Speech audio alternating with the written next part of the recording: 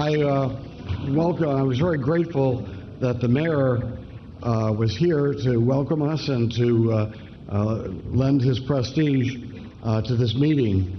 I reminded the mayor that in the House of Representatives, on the floor of the House of Representatives, we have only two paintings that are very large paintings in the House of Representatives on the floor.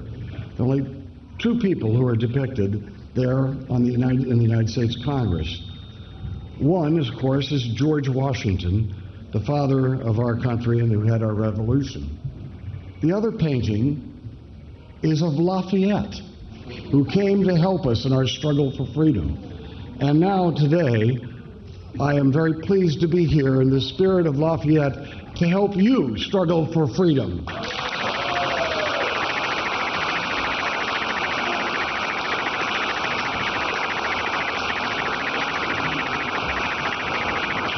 All I say to you tonight is, and I say to Madam Rajavi, your fight is our fight. We are with you.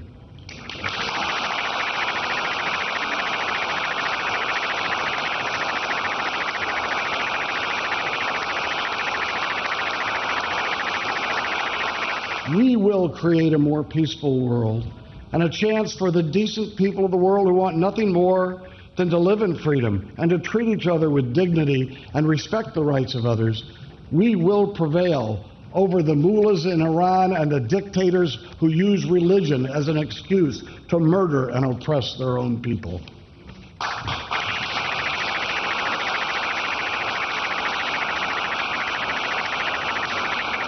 And your fight, the fight of the MEK, is of particular importance, because if the mullah dictatorship in Iran manages to murder and suppress and to frighten you into submission, it will embolden these dictators, these gangsters in Tehran, to be even harsher on their own people and to create even more havoc in the rest of the world.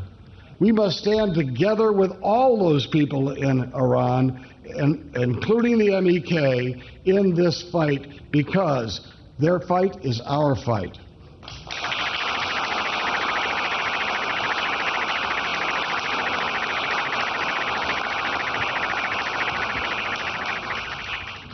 One of the symbols of this fight, of course, has been the terrible situation that we found ourselves in when there were 3,000 helpless refugees put in harm's way in Iraq. And it has been a struggle, and I want to thank Judge Poe for being such an important part of this struggle to make sure that we delisted the MEK.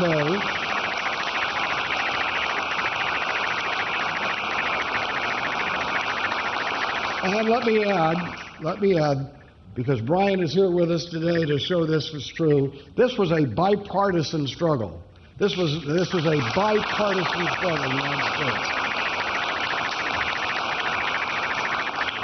And so we finally, after an incredible effort, got the MEK delisted as a terrorist organization. And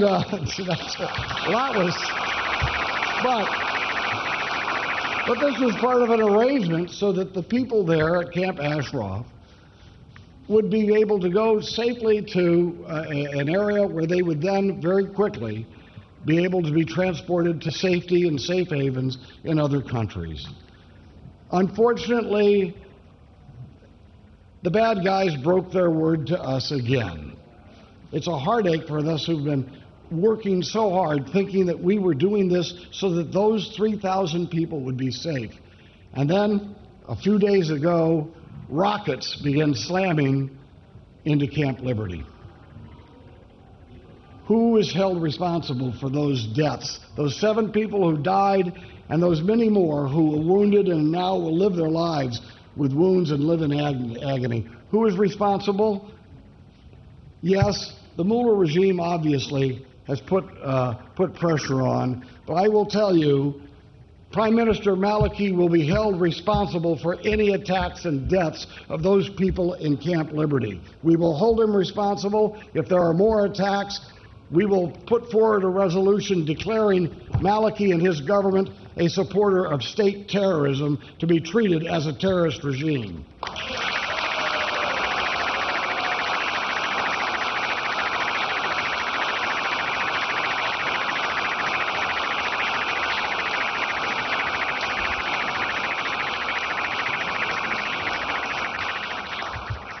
So tonight, let us renew our commitment to you, to work together with you, at the very least, to save those 3,000 souls that now are so vulnerable in Camp Liberty. But let us also renew our commitment, because those souls are symbolic. They are symbolic of the people of Iran, who sit helplessly before a gangster regime that doesn't think twice about murdering them and killing unarmed people. The people at Camp Liberty are symbolic of their fellow Iranians, and the people of Iran are symbolic of the people of the world who languish under tyranny in every country. It is up to us to declare our solidarity.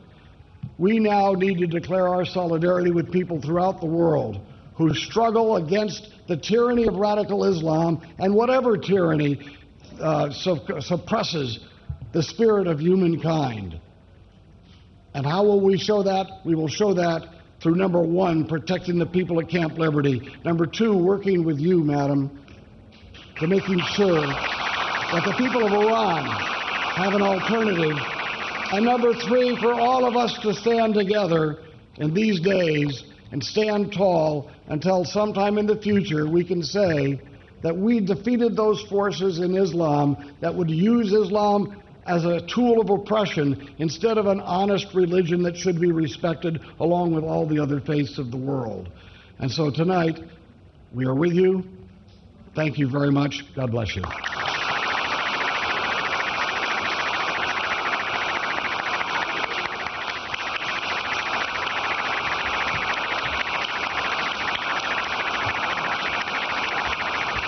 Thank you. Thank you very much, Madam President. I bring you greetings from Texas. Howdy.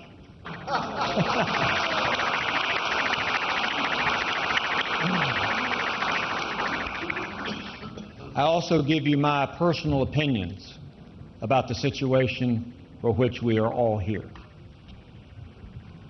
It is important to you, to the Iranian people throughout the world, and especially the Iranians in Iran and Camp Liberty, that we do not let in Camp Liberty the light of liberty be extinguished by anyone.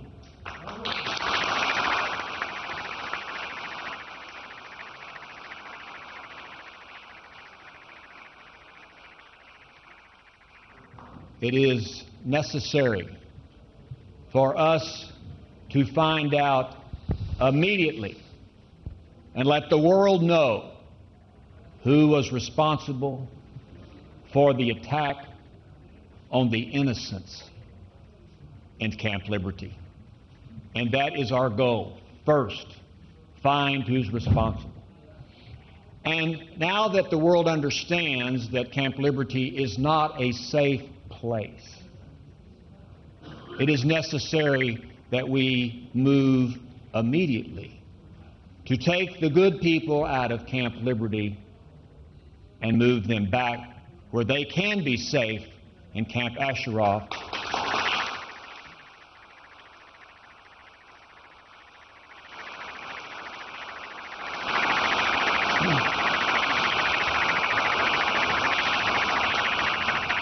And continue the struggle. Delisting was a first step, an important step, but it is not the only step in this struggle. And I say this to the daughters of democracy and the sons of liberty in Iran and Camp Liberty and other places in the world: there are many of us who will continue to stand by you to make sure that the struggle for freedom is not your struggle alone, but the struggle for everyone who believes that people should be free and have liberty. Thank you.